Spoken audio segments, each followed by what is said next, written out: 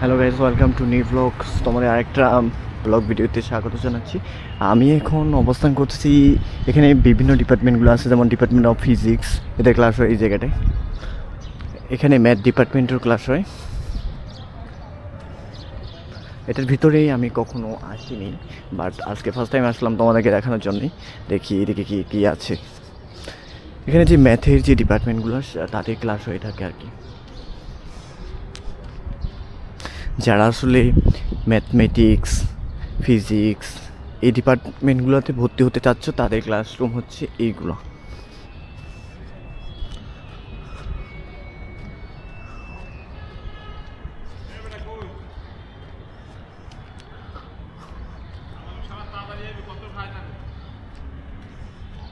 ওই দিকেটা হচ্ছে উচ্চতর বিজ্ঞান গবেষণা কেন্দ্র, এদিকে সায়েন্স লাইব্রেরি, এই বিষয়গুলো এইদিকে পড়বে।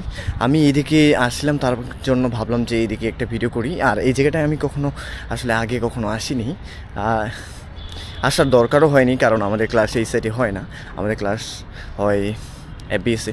তো এই দিকটাতে খুব কম আসা হয়। এখানে হচ্ছে সায়েন্স লাইব্রেরি, যারা আসলে সায়েন্সের ডিপার্টমেন্ট তারা এটাকে বেশি ইউজ করে, কারণ তাদের এখান থেকে এটা কাছে।